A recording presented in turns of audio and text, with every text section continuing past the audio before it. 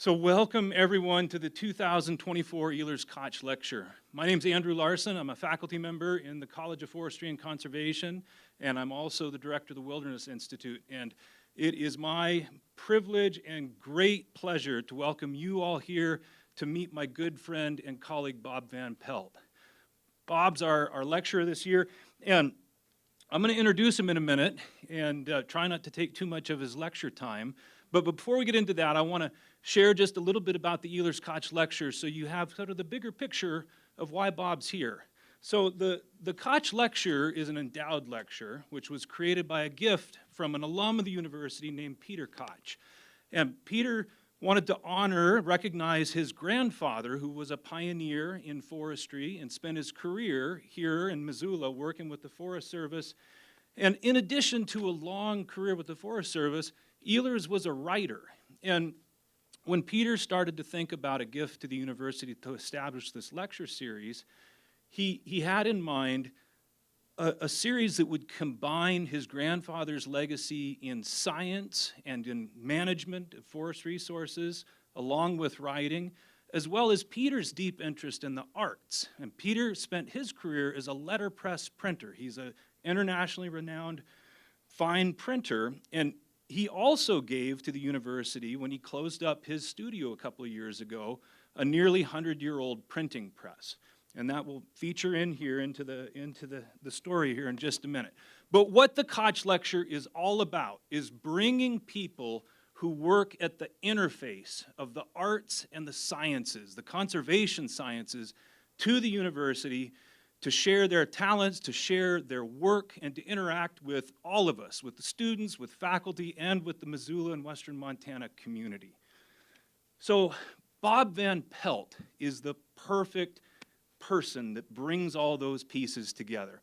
So I've known Bob for a quarter century now, and he's a neat guy, but he has excellence in a few different domains here. So Bob knows more about trees than any other person I've ever met. And I'm a professor of forestry, and so I know a few people who know about trees. And Bob has spent a big chunk of his life traveling the country and around the world, identifying the world's largest and tallest and most spectacular champion trees. And he measures them, catalogs them, studies them scientifically, and he also draws and paints them. And that's a really distinctive thing about some of Bob's work. So in addition to being the tree guy extraordinaire, he's a scientist. Bob earned a PhD at the University of Washington, and for decades he has done research on forest ecosystems, and he really has focused on the most biomass dense, the tallest, the most structurally complex trees and forests in the world. And he's done incredible work climbing and making the most detailed studies of these incredible forest ecosystems that are incredibly hard to study. And then he's also written books. He's probably best known for his book, The Forest Giants of the Pacific Coast. And it's where you can see his passion for art and science and big trees all coming together. So it was a perfect match for someone with Bob's talents to come and be our Elers Koch lecturer this year. And I know this is a long introduction, but I want you to know how much he's already done, and you're at the culmination of his visit here. We spent yesterday in the field with students, and I had kind of an aha moment last night when I was looking at my photos from the day, and there was a picture of Bob with a ring of students around him standing in front of a giant tree, and I realized that the students, my students, were getting to have an experience that I had with Bob almost 25 years ago. So that was amazing for you all to experience that. I'm glad you got to do that. Bob's been working for months before he got here. He's produced, as I'm sure you saw coming in, a new original drawing of the largest larch in the world, Gus, up at Seeley Lake. It's an amazing piece of art. He also wrote some interpretive text to go with it, and then collaborated with David Axelrod over at the Bear Scratch Press here on campus. And David and his graduate students hand-set the text that Bob wrote, laid it out alongside his beautiful new image, and then with Bob and the students, they printed on that letterpress on Tuesday, the beautiful artwork that you've got out there. And Bob has made that available as a fundraiser to reinvest in our programs, which I'm really grateful for. And that's an opportunity for you all to have a piece of his artwork. But I've been going for plenty long enough now. I want you to meet Bob and hear about his science and his approach to art and how he combines those. So please welcome Dr. Robert Van Pelt to UM.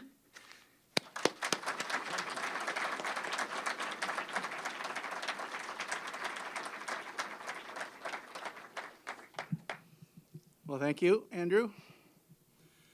Yeah, Andrew and I go back a long ways, and I was grateful to be here for the last 2 days. Got to meet a lot of the students. I got to participate in several classes, so that was a lot of fun. Andrew and I both had the same professor.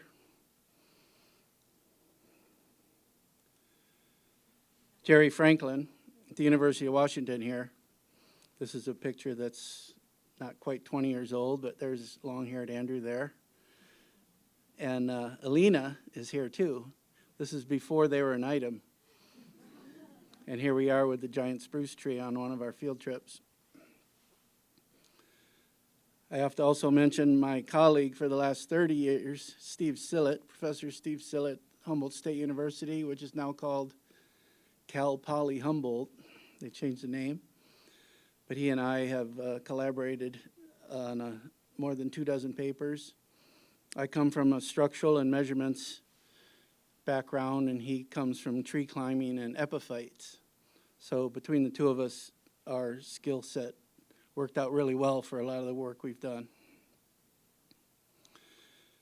I'm going to show this picture right now. This is these are AutoCAD models of the tall trees. When we were working on this, there was only 6 species of tree over 90 meters tall.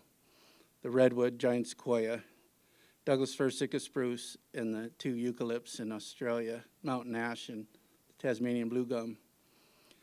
These are 3D models made from our climbing, where we measure every single branch in 3 dimensions and put them in 3D models so that we can actually calculate things like surface area and volume. I just want to introduce this now because this kind of image will show up a few times in this lecture here. And we've used these to put plots in. We measured plots, stands, and calculated biomass on some of the world's tallest forests. I'm from the 50s, and these were my favorite books growing up. I've always been a math nerd, facts and figures. To all you baby Yodas out there, this is what we now call Wikipedia. But I was also into the outdoors a lot. I was in Boy Scouts. We went camping and hiking a lot. I eventually became Eagle Scout, and trees became very important to me during my college years. And after college, I was working on a farm in Wisconsin, and I came across this book, Wisconsin Champion Trees. Now this, at the time, I thought it was pretty amazing because it was combining 2 of the things I love, numbers and trees. And turns out this was a very significant part in my life. I started helping with the program, measuring some trees, and even found a couple new champions. And I learned about the national program, which was run by American Forests since the 1940s. And they use a point system to compare trees. So you can compare a fat, short tree with a tall, skinny tree. And what they did is they have a point system based on the circumference, height, and crown spread. And it's interesting, this first volume of the tree register that I got, it featured the Sitka spruce, which is in Oregon. And you can see the giant buttressing on the root system here. And this was one of a sticking point that became very clear to me right away, because you get 1 point for each inch in circumference. And the circumference is measured at breast height, which is 4.5 feet off the ground. Anyway, after working on the West Coast, I was a cook in Sequoia National Park for 1 year and then Olympic National Park the next year, where I actually got to see some of these champion trees.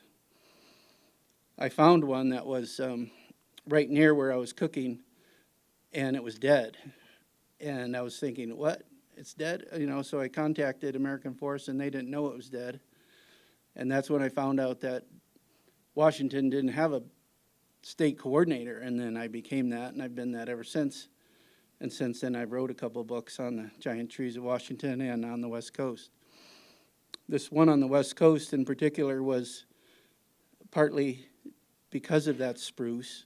I ended up getting a new champion spruce that beat that tree. And here it is. This is the Quinault Lake spruce, and you can see this red line is breast height. So you can see that this point system, which works quite well because, you know, United States has over 2,000 species of tree, and the point system works well for almost all of them, except when you get to real giant ones. And that's why in my book I use volume of wood in the tree to compare them, not points.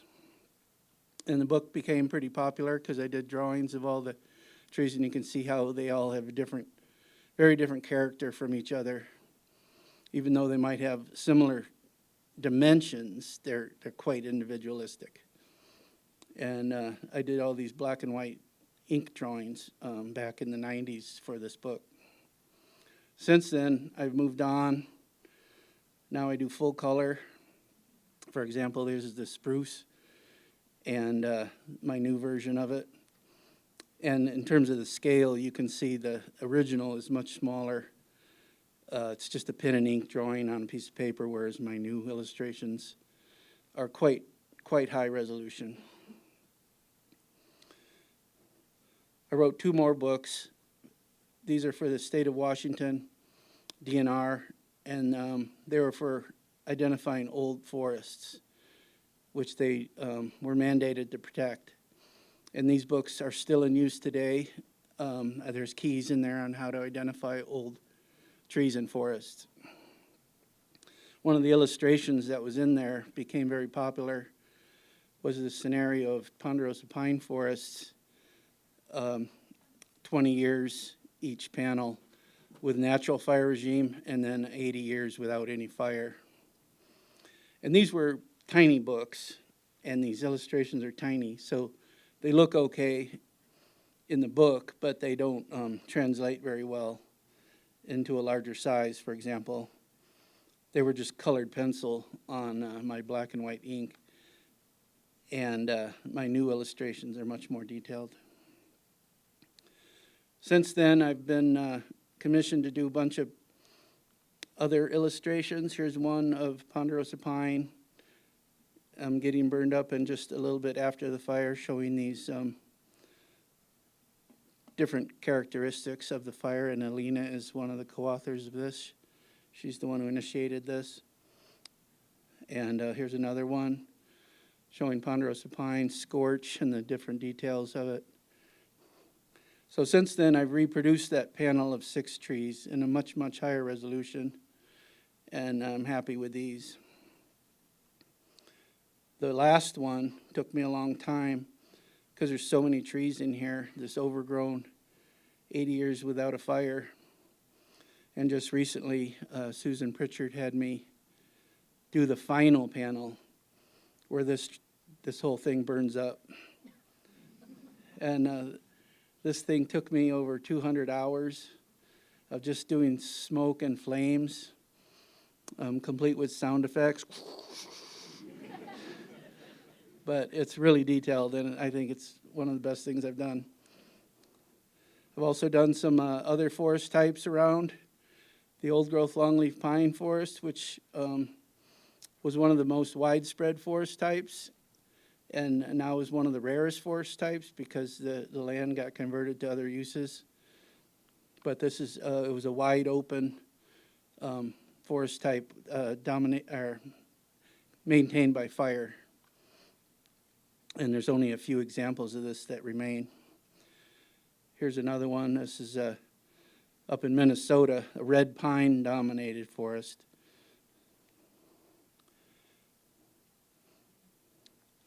I've also been the tree consultant for the Guinness Book for the last several years. Like I showed you earlier, it was my favorite book growing up, but I kind of lost respect for it when they started printing some things that were not accurate in there. So when they asked me to overhaul the tree part, I basically got rid of everything and started over. And they even allowed me to put a couple of my paintings in there. Here's a little blurb about me in there. But here's the largest tree in the world, the tallest tree in the world, and the tallest hardwood tree, along with some other tree statistics. I wrote enough for about 10 pages, but they only printed 2. Recently, Barrow, Colorado Island, which is a Smithsonian site in the middle of the Panama Canal, has the widest tree ever recorded with a single trunk. I was there in the 90s and measured this tree, and I did this painting for their book. It's a kapok tree, which is a Ceiba pentandrus, also called the silk cotton tree. And this one took me a long time. There's a lot of detail in here. There's some capuchin monkeys and toucans, and there's even a sloth climbing around in there. But since I was a kid, the National Geographic is what really was the epitome to me of combining art and science. Their graphics were always state of the art and always inspired me. If we go back in time, you see that art played a good role in a lot of cultures. For example, here's some Roman carvings depicting their uses of cranes.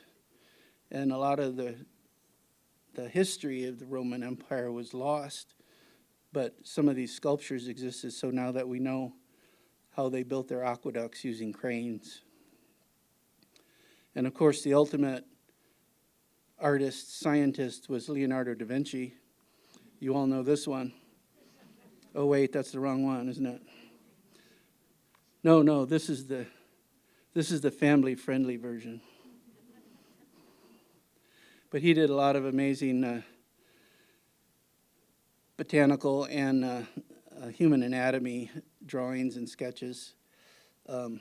These were not frozen, by the way, so kind of nasty.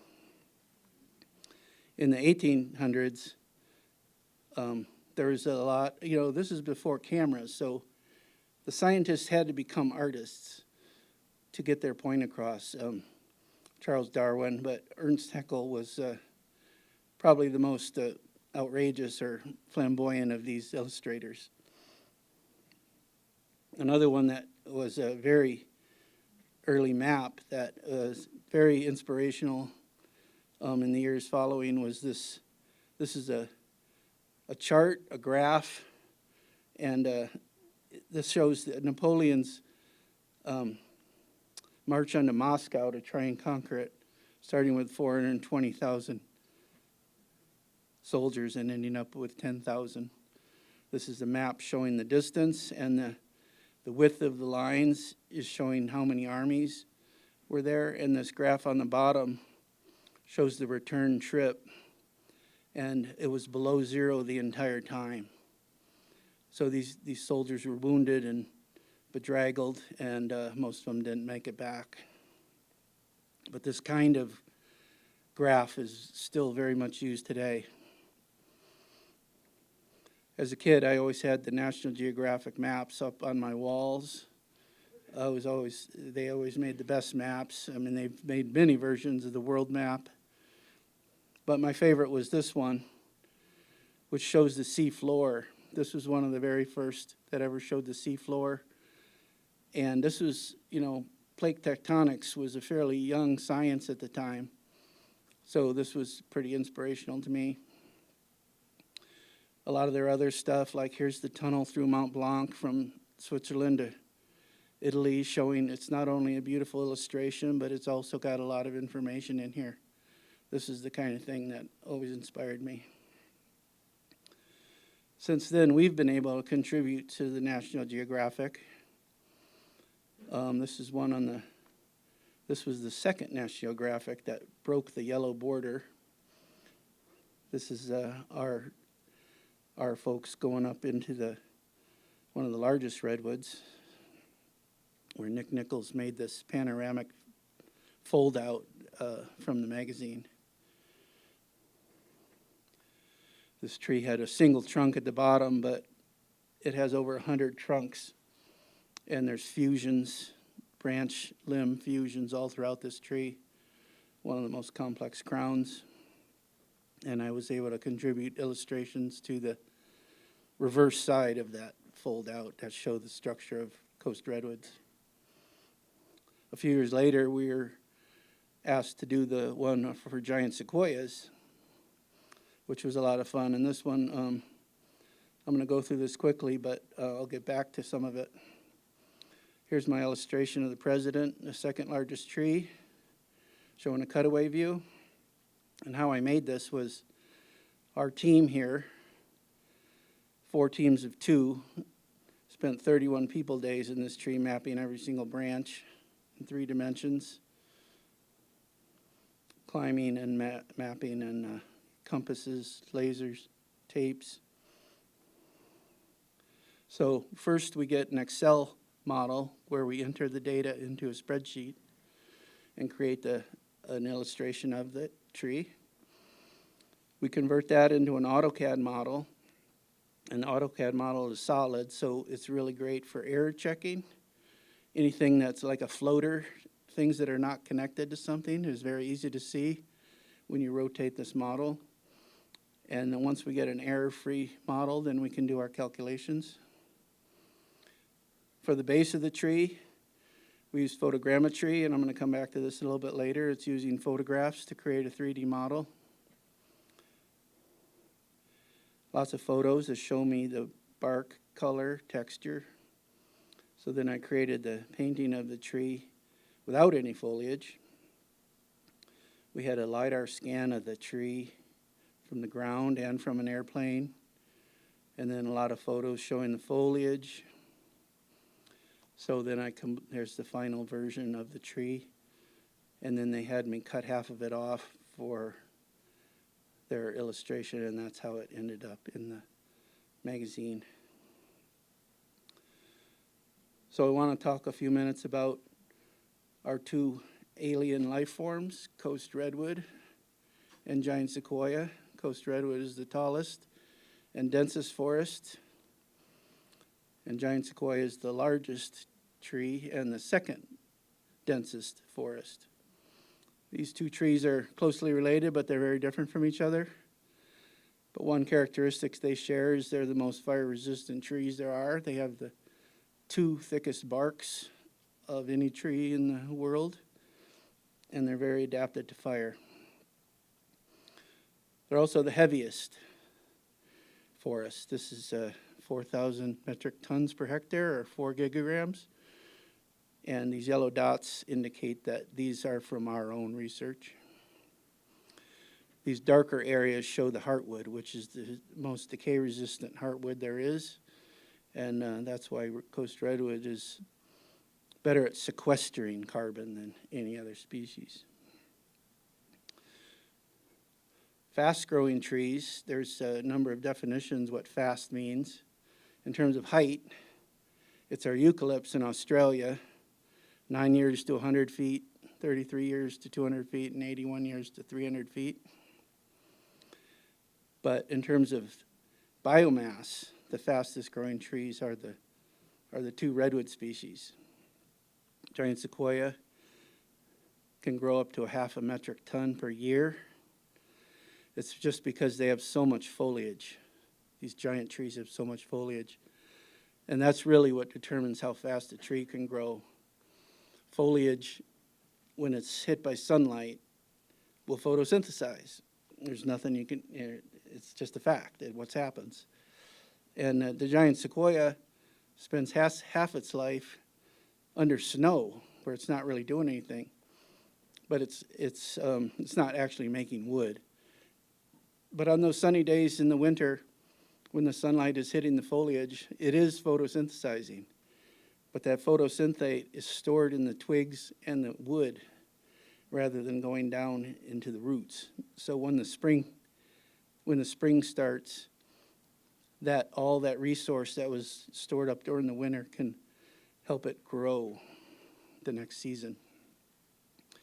Coast redwood doesn't have a short growing season, has a long growing season, so they're the world's fastest growing tree.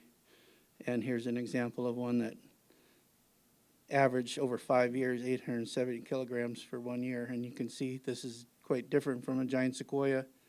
Giant sequoia is very shade intolerant. Coast redwood is one of the most shade tolerant trees there is, so it can have foliage in very low light levels. And our record tree is this tree in Redwood Experimental Forest in Northern California that over a 10-year average, it averages over a metric ton a year of wood production. So that's the world's fastest growing tree, even though it's not really growing in height, it's just growing in wood volume. Redwood is also the most productive forest on the planet. As you can see here, these are all natural forests. Tropical mangroves have always historically been famous for their production. But the coast redwood outgrows all of them, including the bioenergy plantations, which are fertilized. And the only two examples I found that are faster than redwoods are sorghum and sugarcane, which are both fertilized crops. Starting in 2008, funded by Save the Redwoods League, we installed plots throughout the range of giant sequoia in the Sierra Nevada and coast redwood along the coast of California. And these plots were, because Save the Redwoods League has spent 100 years buying land, preserving land, and giving it to the parks, but there's really been no record of what happened to those, so we installed these permanent plots, and these are visited each year to look for growth, mortality. 5 of our plots have burned in the recent fires, and it's been fascinating to follow the trajectory after the fires. Both trees have fairly small ranges for different reasons, but we've been very accurately mapping where exactly they occur. For example, in the southern part of the Coast Redwood Range, south of Monterey, in the Santa Lucia Mountains, they grow only in the canyon bottoms.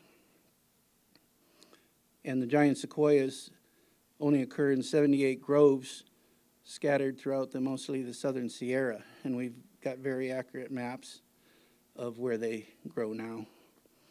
And it's interesting, the entire area of giant sequoia range would fit inside the city of San Francisco.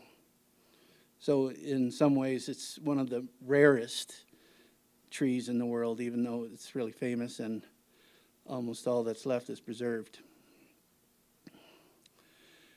It's interesting that all of its colleagues, all of its other species grow in very wide ranges, sugar pine, white fir, but the giant sequoia groves are very distinct.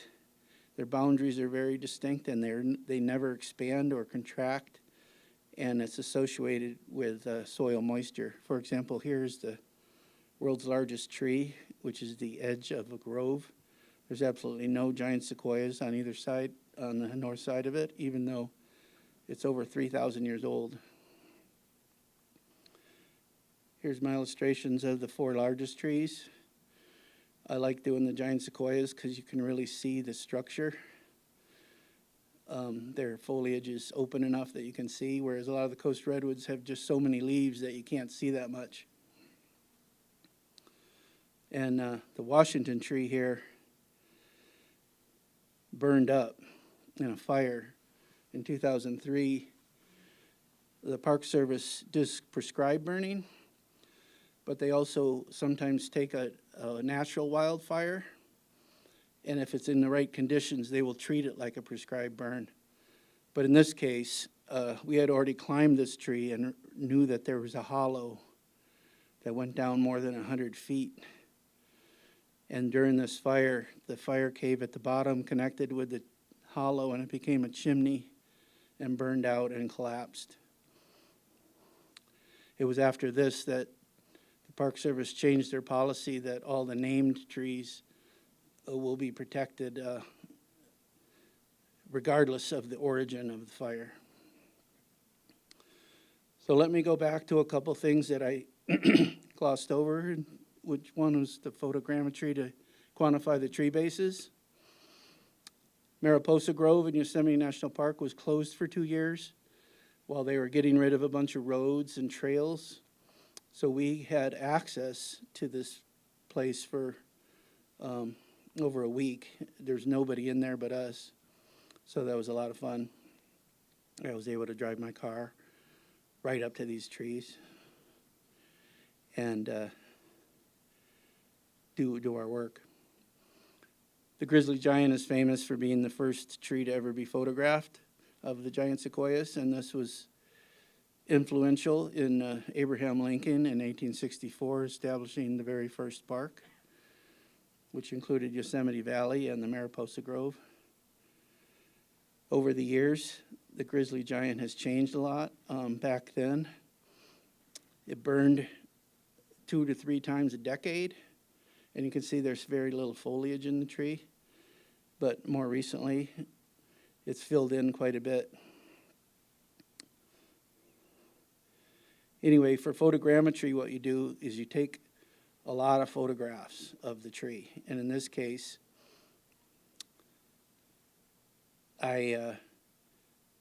sunshine is not good for this kind of thing because the sunshine moves and the shadows move. So what I did is I got up really early in the morning before the sun came out and drove up there and took 382 photos of the tree and created a 3D model. So this is the point cloud of the tree, and each one of these little triangles is where the camera was located. So you can see it was all sides, and I was getting right inside all the fire caves. And then the model that came out of it is very detailed. Is sub-centimeter accuracy. So we can get our calculations from that. The point cloud had over 8 million points, and the mesh, I don't know, you can see these triangles here. When you get close to the tree, the triangles are too small to see. So we can use these, take cross sections of these to calculate the non-round parts of the tree. And these are what I call footprints. These are cross sections at different heights that show what the cross section of the tree looked like. And from this, we can get our calculations of bark surface area, cambium surface area, that kind of thing. Here's a footprint of the world's largest spruce, giant spruce bases. Spruces grow up on nurse logs, so when they become really old, they often have these giant buttresses. And these are really difficult to quantify using tapes. So we make 3D models of them. Lately, there's terrestrial laser scanning that's available now, and a lot of people are using this now. Very expensive equipment, but super accurate. Lasers can penetrate where photographs can't. So you can get very detailed models and do the same kind of thing. Lately, the iPhone has a laser scanner that comes with it that's used for a lot of applications, but it's also good for trees. For example, here's the largest London plane tree, which is in Walla Walla. It has a very big buttressed base, so I used the iPhone to create a point cloud. You can see how non-round this tree is.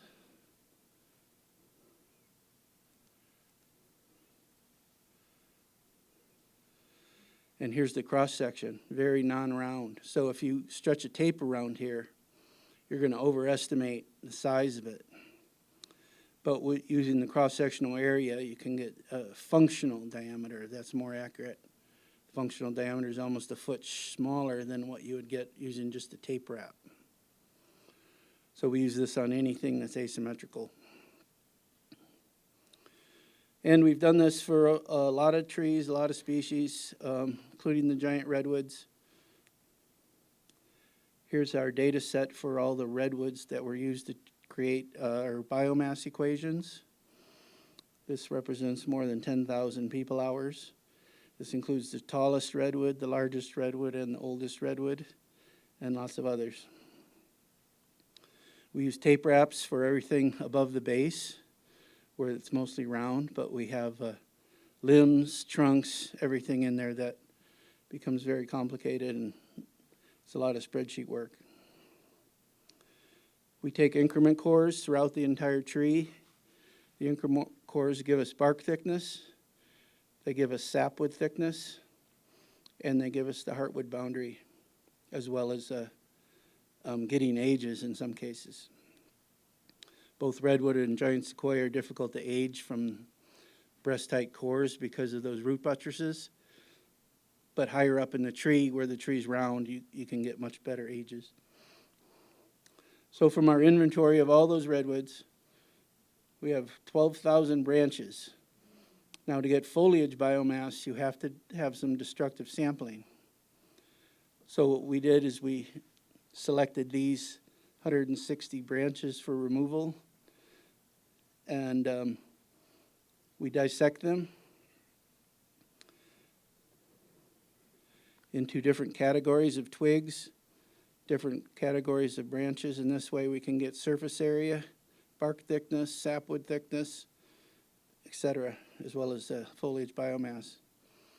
So for each tree, we have all these characteristics that are going to be used as potential predictors for the allometrics.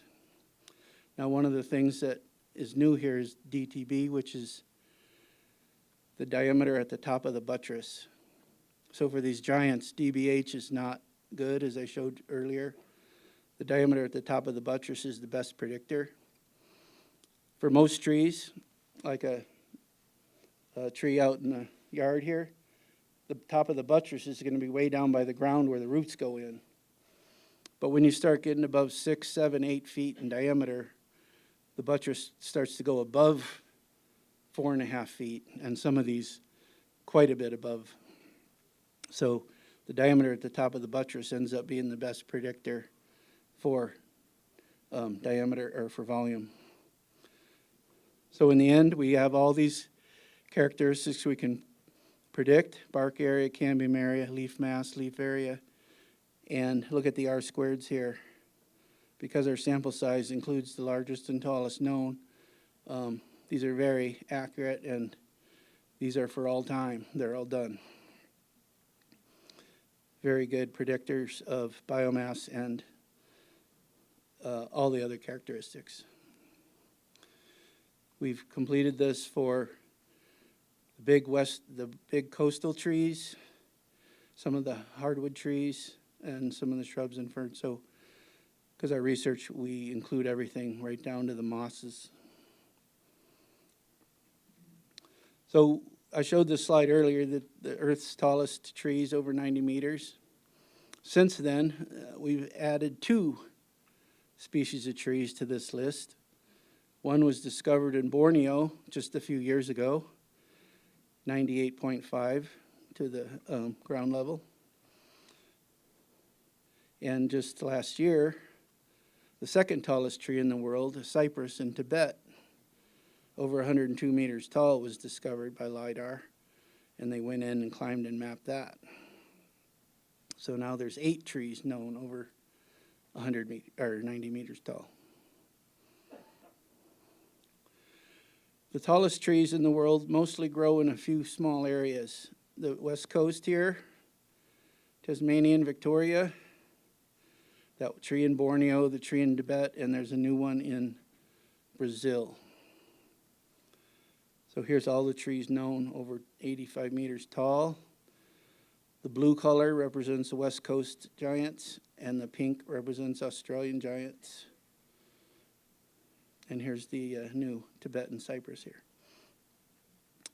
The Brazil tree is also very new, and that occurs in the far northeast of Brazil.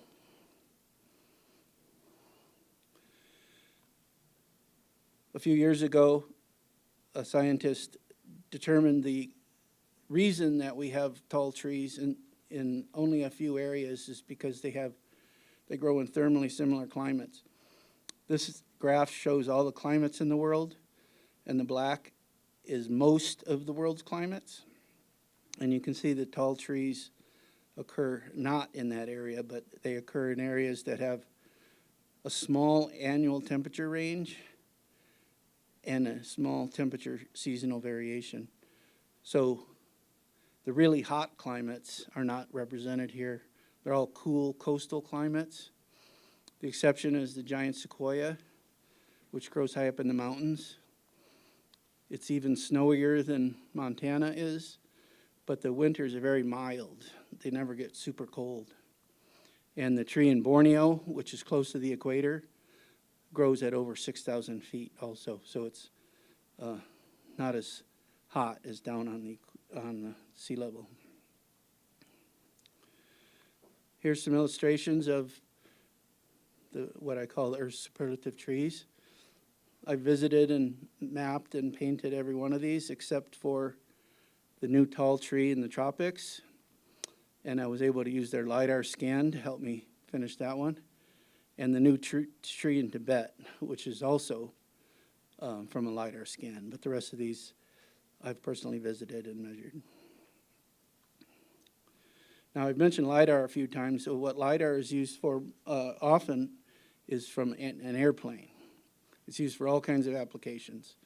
But aerial LiDAR is great for trees because you can get 10 or 20 or even 40 points per square meter, and it basically hits everything and bounces back to the airplane, and they can get the XYZ coordinates of what it is. For example, here's one of our plots. This is the tallest upland forest in the world.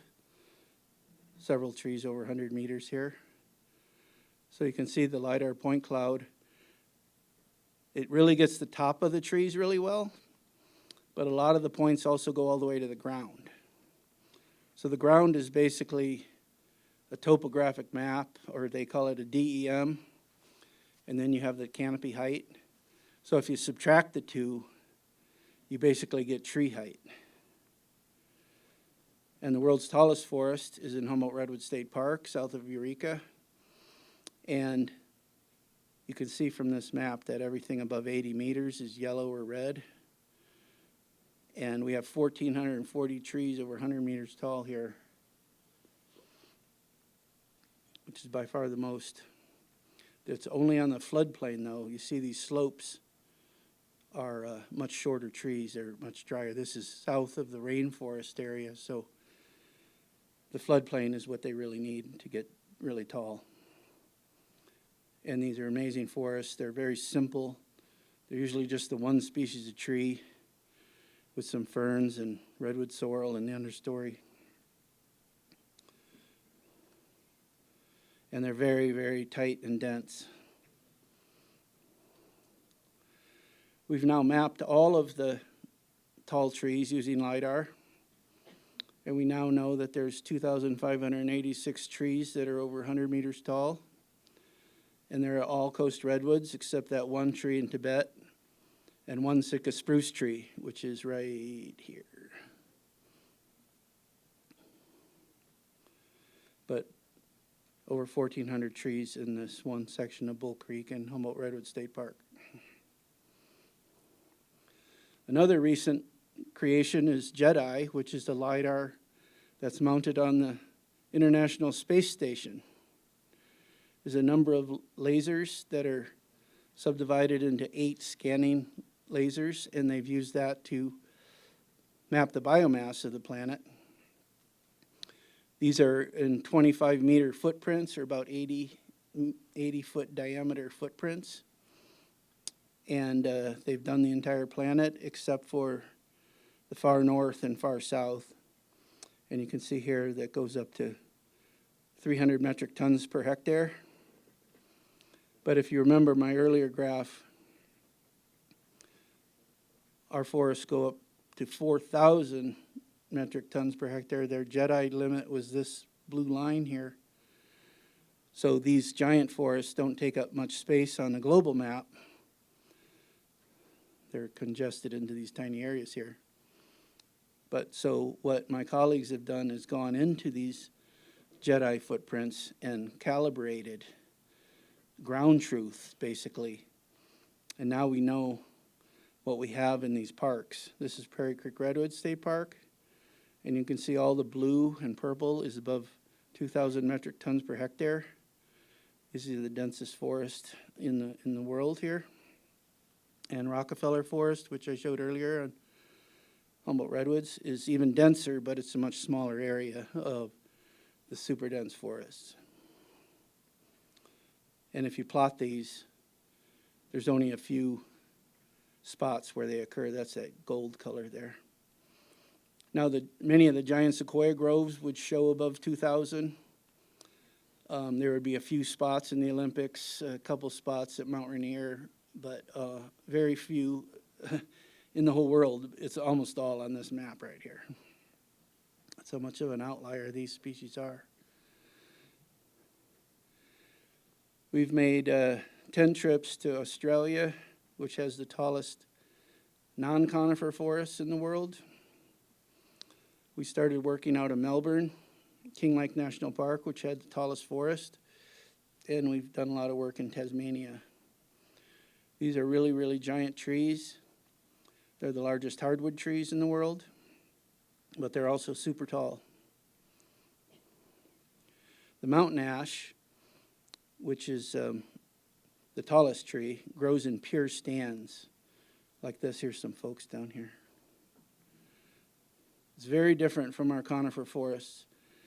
It's very similar in many dimensions to a Douglas fir western hemlock forest. This one is at near Mount St. Helens, and this is the one at King Lake National Park. So you can see structurally they're very different, even though they're similar in other ways. What surprised me at first was how little foliage these things have. Our Douglas firs have huge crowns filled with foliage you can't see, but these things are wide open. But it turns out that everything you see there is photosynthetic. Their bark exfoliates every year, maintaining this green bark, which is all photosynthetic. There's as much chlorophyll in the bark as there is in all the foliage. And the bark strips off in pieces, exposing this photosynthetic structure underneath.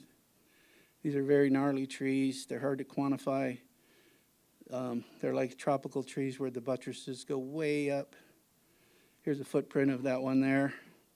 You can see we're almost 70 feet off the ground here before the tree gets round. So we have to do these footprints to figure out how much surface area and wood volume is underneath all that. Our tallest forest burned up in what they called Black Saturday in February of 2000. And here's an illustration of that. And then we went in a few months later to see what had happened, and everything died. Mountain ash likes to do that. It's one of its strategies is to kill everything, and then it comes back from seed. And it comes back in really, really dense. I mean, you have to fight your way to even walk through this dense tangle of new trees. All the tree ferns that were there lived, all of them. They just lost their fronds, and then they regrew new ones, but all the other trees had to come in from seed. And these trees get extra huge. This is one of the largest ones. We spent a few days in this tree mapping it. Here's our crew. Very windy up there, super windy, because there's no shelter. The tallest tree, which has been in the news a lot, unfortunately, in the recent fires, this one died back quite a bit. And there's that one I just showed, the largest one. These are footprints of all the largest trees in Tasmania, which is the largest trees in Australia. And you can see these skeletons here. This is a number of trees that got burned up in the fires within the last 7 years. This one is actually a brand new discovery, just only 1 year old, and it's the largest of all, so that's kind of neat. Further afield, we have the third largest tree in the world, which is Oaxaca, Mexico. Maybe some of you have seen or heard of this tree. The Arbol del Tule, very famous, very strange tree. I spent an entire day measuring this thing. Nothing in it is round. You can see these limbs they cut off. Look at the shape of these branches. They're super elliptical. There's fusions all through the crown and everything. It's just a ancient thing. They have a record, a 500-year-old document from Spanish monks where they stretched a string around the tree, and it wasn't even that much smaller than the number I got, meaning that this tree is very, very old. It's hollow, so we'll never know exactly how old, but 2,000 years is a very, probably a very big underestimate. And these are sacred. The Montezuma cypress is sacred in Mexico, and there's actually lots of giant ones. I went to visit and measure a lot of giant cypresses. This one here was interesting because they were doing a mass baptism. There's actually a spring that emerges out of the base of this tree. Other giants we've seen are in the baobabs in Africa. Very, very weird trees. They're actually larger than the largest eucalypt, but they don't weigh hardly anything because their closest relative is the balsa wood. This is the largest one. It's in South Africa, not far from Zimbabwe. These trees have weird wood. It's you can practically shove your hand into the tree and pull out. It's kind of like wet toilet paper. So they don't make growth rings.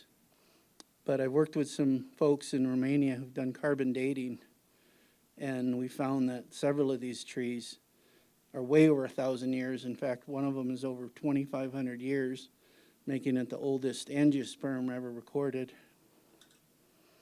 My favorite one was this one, Sunland, where it had this door, and you go in and there's a bar inside. There's table and chairs, a dartboard, and everything. Unfortunately, this tree collapsed. And when they collapse, they turn into mush within a couple years. They just rot. But this tree we were able to date at over 1,200 years. So the largest tree bases in the world are the Montezuma cypress, the baobab, our spruce, sequoia, redwood, and the mountain ash. The fourth largest tree in the world are the New Zealand kauris, which are one of my favorites. It's a conifer, but it doesn't really grow much like a conifer. It's a very broad tree. These occur only in a small area north of Auckland. But they're very famous. Their wood is super valuable, so they're heavily exploited. And there's only a few left in reserved areas. But they're very important to the Maori culture. They use their wood for all their carvings. And recently we found that farmers have uncovered what they call fossil kauri, these ancient trees that have been buried for thousands of years. And I have a few pieces of this. It's really dark. It's like black walnut. But yeah, it's totally sound wood. Our Pacific Northwest giants. I kind of spent a lot of time talking about redwoods and sequoias. But these are our three Pacific Northwest giants. I talked a bit about Sitka spruce. It's a pretty amazing tree. It's actually the third fastest growing tree in the world. We've recorded up to 700 kilograms in a single year. And they also have the epiphyte record for the world. In the Queets Rainforest in Olympic National Park, we've mapped a lot of trees there and all the epiphytes growing on the trees. This is Jim out on a limb. This is the hanging thing is the Selaginella, which is a vascular plant. And the fern here is also a vascular plant, but all the rest are bryophytes.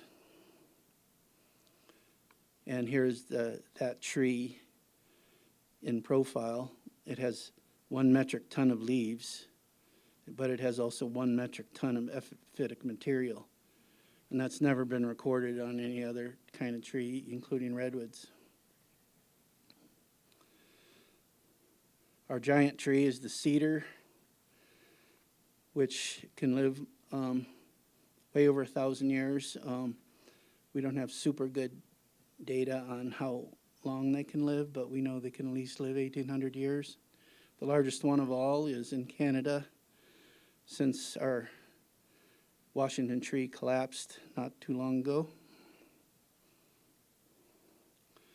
And the largest tree in the world that I haven't seen is the Taiwanese cypress. These are also sacred trees. The biggest one of all died by lightning quite a while ago.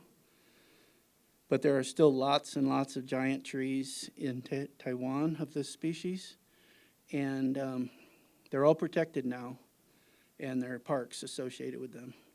They live in the high mountains of Taiwan. How are we doing for time? Got a couple more minutes? Let me just show a couple more. Figs. Strangler figs. Strangler figs get really giant if what they strangle is giant. And here's one of the biggest ones.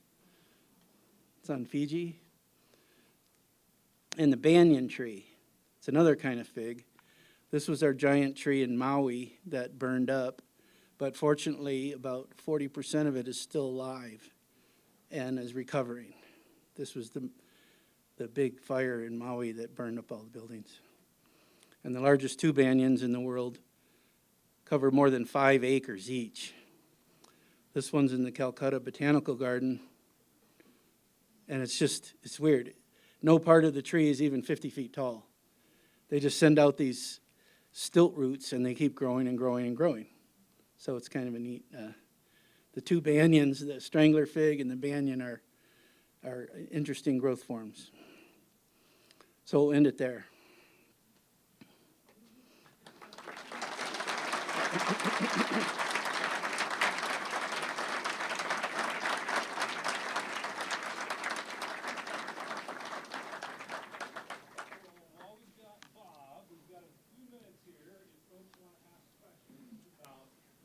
Science or the records or the art or any of it.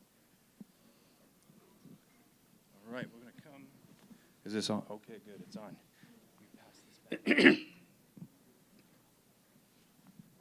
Wow, thanks. Hey, can you talk a little bit about your process with the art?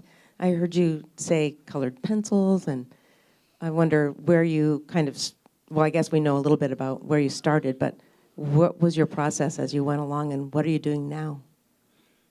I always did oil painting when I was younger, and I like that because it's in layers. And for my early illustrations, they were all pen and ink.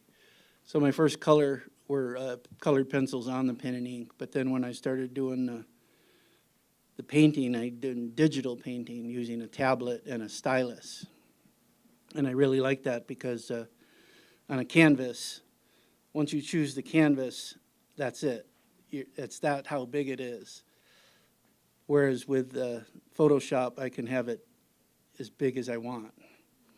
And the other nice thing about that is it's the same like oil painting, and you paint in layers, except these layers I can go back to. And the stylus is like every single paintbrush, every single pen, every single pencil.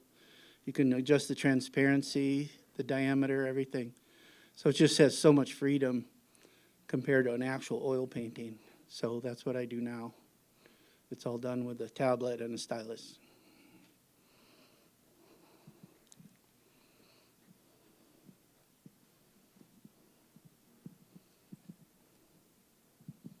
I'm kind of curious how, because you've been doing especially tree climbing for a lot and been with people who have been doing tree climbing for long periods of time. Has that changed, especially with the trees that have the photosynthetic bark? Has that method changed over time? Or has tree climbing kind of methods been the same throughout your entire experience? Pretty much the same. It's arborist techniques. It's basically the up and down part is actually adapted from cave technology. And then the side to side is from arborist technology. What we do when we're going to map a tree is one person will go up to the top of the tree using regular tree climbing techniques and fix a pulley at the top of the tree where we can extend a bunch of ropes down. So then everyone else, they're not really climbing the tree, they're just climbing the ropes. So we absolutely do very minimal damage to the tree that way, unlike some of the sport climbers who don't follow those techniques. And the National Park has had to clamp down on any kind of sport climbing because of the damage. The tallest tree, for example, is on a steep slope, and it's been totally trampled. So now you can't go visit that tree, and you certainly can't climb it. But our techniques have been very, very safe in terms of what we do to the tree. And that hasn't really changed.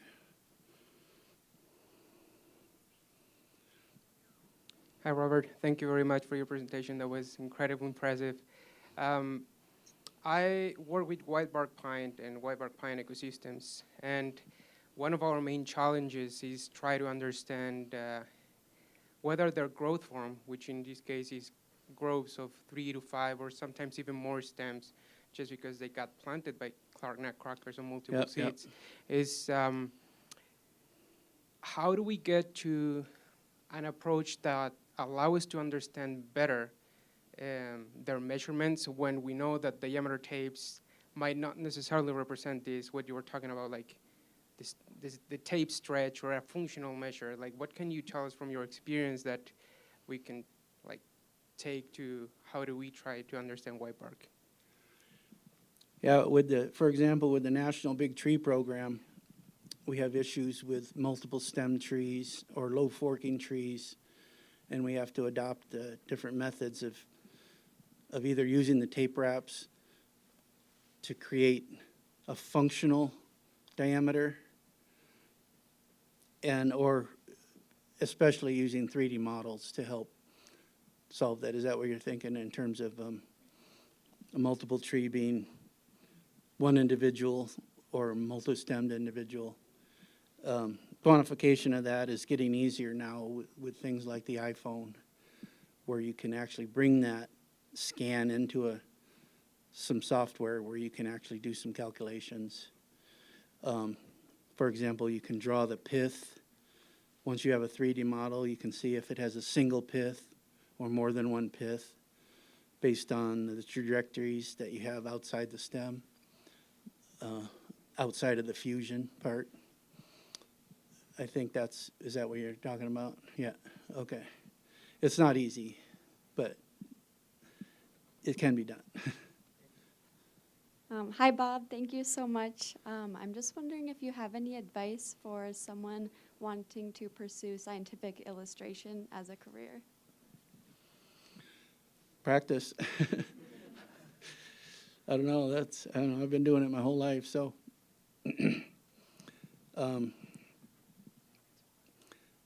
I study a lot of other people's work, and I don't know. I've always been doing it, so I don't know. It's practice. There's a lot of different techniques. I mean, I try and get realistic stuff, but there's a lot of people who do dithering or other kind of line to get a depth to that. But yeah, there's a lot of different techniques to do that. But yeah. Hi, Bob. With all the digital models that you have of these trees, has there ever been a thought of making them like a public domain for people who can't afford or can't physically go see trees like this? Has that ever been an idea to like make that like a VR thing for some, or the wider world to see? Sounds good. Yeah, I don't know.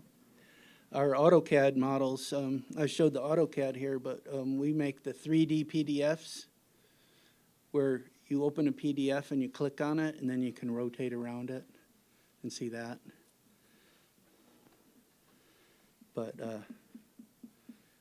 We're going to do one question here in the back, and then I'll take one more. Throughout your entire career, what is the funniest experience that you've had? I don't think I can talk about that here. I don't know. It's just fun working with these guys who are all experts, and I don't know. I'd have to think about that a bit.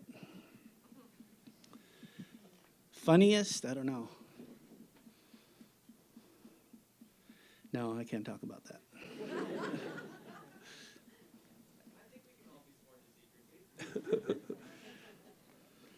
We had a millipede, one of the metallic-looking millipedes. I don't know if you've seen those in the Sierra Nevada, but they are very gentle, but every once in a while, they're extremely accurate at spitting this acid. And one of our guys got hit, and it was kind of funny, even though he couldn't see for about a half hour. So you've shown us a lot of living trees or trees that have been photographed before. I'm curious if you could speak to some of the world's largest or tallest trees that may be like historically known but not necessarily living today. Yeah, I didn't put any of those in here, but we have a Douglas fir that was taller than our tallest redwood is today, called the mineral tree, 393 feet.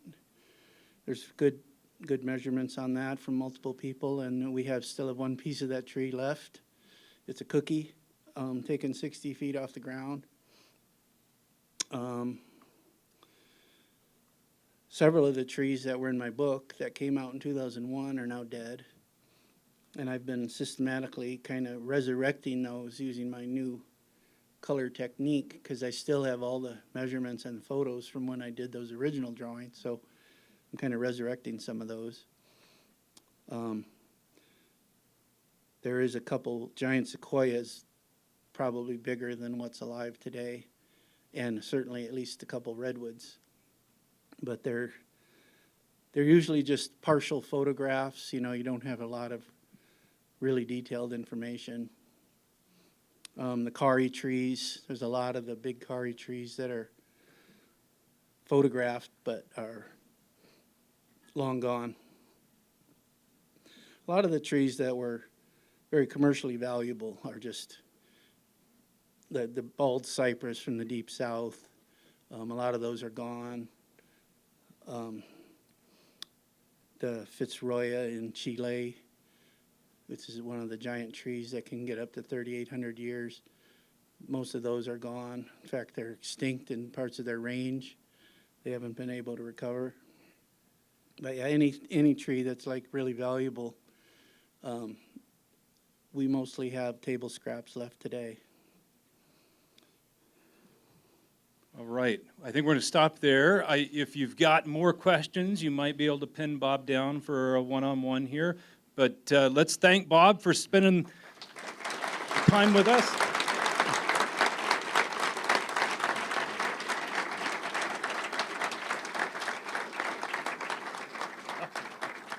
All right, thanks everyone for coming.